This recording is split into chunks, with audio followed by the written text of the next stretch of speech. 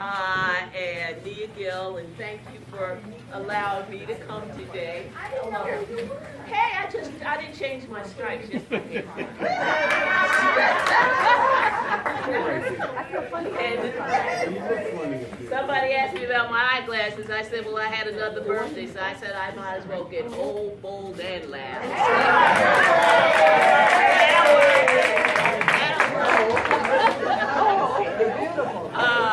Thank you, and thank you for having me here, and we'll just take up a little bit of your time. You know, we are having a really, I still sit on the judiciary, and the only African-American and the first woman ever sit on judiciary in the state of New Jersey. Thank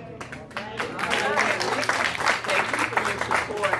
And as you know, when you're seeing the things that are going on in D.C., you know about the confirmation hearings, and that's what happens in the judiciary.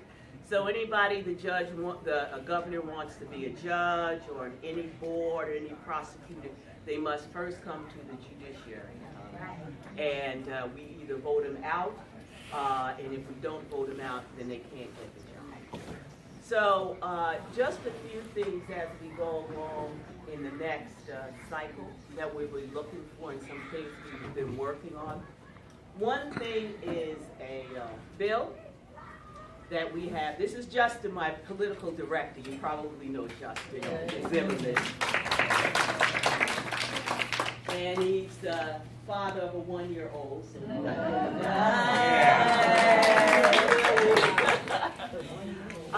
And we've been working on a couple of things, and when you ever would like to come to Trenton again, we would certainly love to have you come to Trenton.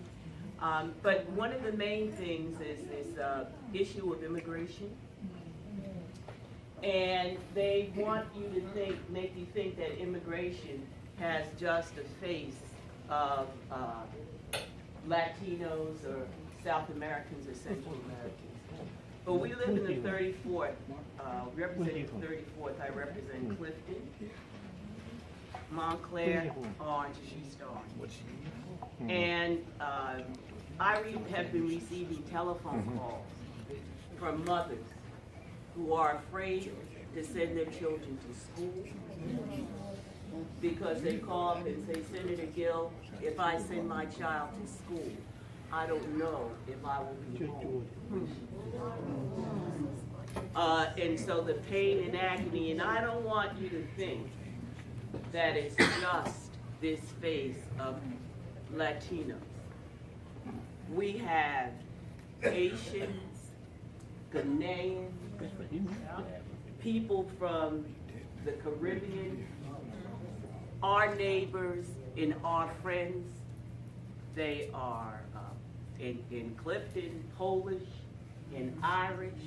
And we know that with the immigration, and there's one thing I'd like to leave you with, the immigration, people have come here and simply maybe overstayed their visa.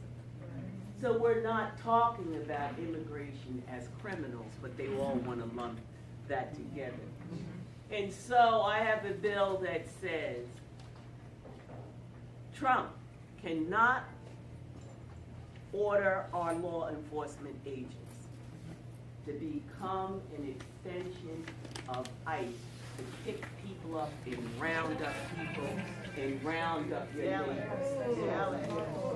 And one of the main things is that we pay the taxes for our police to protect us. We're not paying our taxes so Trump can order our police around to do what he says they have to do. If he's going to have an immigration program, then he should pay for it out of the federal government. But as much taxes as we pay in Montclair, we're not going to have that. And so we are going forward with that. But this is at a turning point where we have to stand for all people, because to be ripped away from the mothers, being ripped away from their children, and the agony that this has produced. So that is one, and we know that the governor is going to work with Trump to make New Jersey an example of the most oppressive immigration policy. And so the governor is blocking it every way he can. But we will stand against the governor, because we will stand with all our friends and neighbors, because that person could be the person next to you in the choir. Yes. Right? And so that person can be the person who's the neighbor that helps you with your mother. Or that person can be the person who is helping your mother. And so we never know. And so we would like to stand and take a very forceful stand on this. And what will happen, and then we'll conclude, is that there are two ways we have to move now with Trump. We have to assert our rights, because he's coming for voting rights and civil rights. And we have to assert our rights, and we have to defend them at the same time. And so we have to be out in the forefront to do that.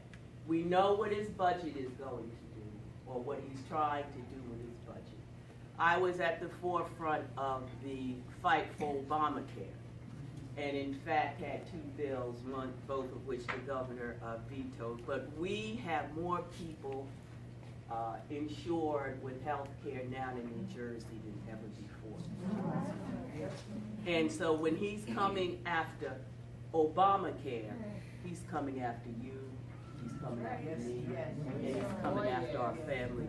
In a very real sense, Trump's assault is personal. Because the people who will suffer are the people who are our neighbors and our friends. It is personal. And so if they have, they were talking about the opioid, the drug addiction. And my position is, yes, we should help everybody, but if you just talking about middle class who have insurance, and then Trump is going to take away Medicare and Medicaid, so it's only going to be a segment of the population who will get it. And my position in the Senate is that when you had the drug epidemic with brown and black people, it was something to be criminalized. And now that it reaches other sectors, it's a sickness to be treated. And so they may get theirs from dosage or overdoses from the doctor.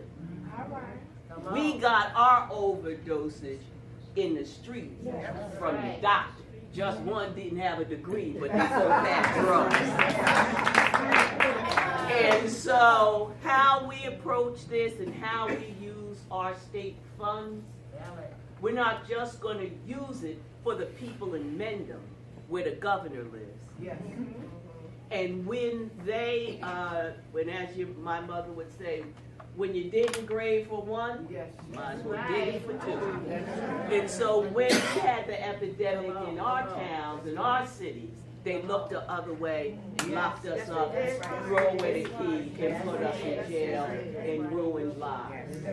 And so if we're going to be in this fight, we're going to be in it for everybody, not just a few. And so as we go forward with that, and we think that's also equally important. And so I don't want to take up a lot of your time, but I would love, if you want to come down to the State House like we did once before. We're always welcome. And we will always work for this community and for all community. I'm a grandmother, so my grandson's 11. He goes to Renaissance. And we know that in certain cultures, it's the grandmothers who declare war, and the grandmothers who declare peace. So may be a loud grandmother with loud eyeglasses, but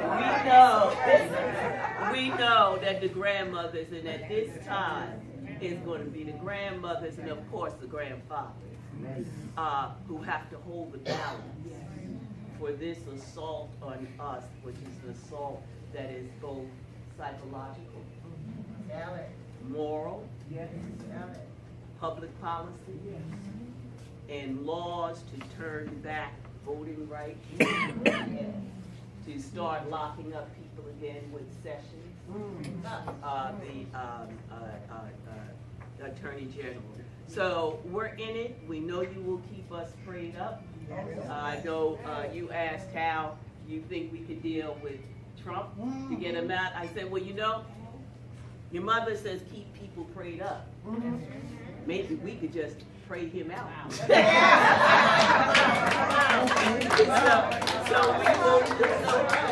we will try. So thank you very much. You know, I don't know if you have any questions about what's happening in the government. You know, no questions about can I get your taxes lowered? Talk to Renee in the Baskerville. Talk to Renee. But if there are any questions, and we are, of course, running for re-election.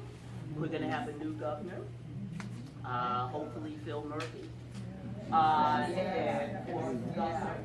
And in that, they're going to talk about a lot of things that they want to do. And I just want to let you know, we've been in the vineyard, passing those bills that get vetoed by Chris Christie. So if we've been there, we have the bills, we have the legislation, all we need is a governor who will sign it. You know, and Phil doesn't have to, he's not making the charge to do it because it's already been done. He's making a charge to be the governor so he can sign the legislation that we've all been working on for all of these years with Chris Christie. And so that's the way I see it, because ain't nobody going to save us but ourselves. That's right. And in closing, my mother wrote in my slam book, you know, when you said the slam books, you know them. And my mother, and this is something I live by, wrote me, she said, love many, trust few, always paddle your own canoe.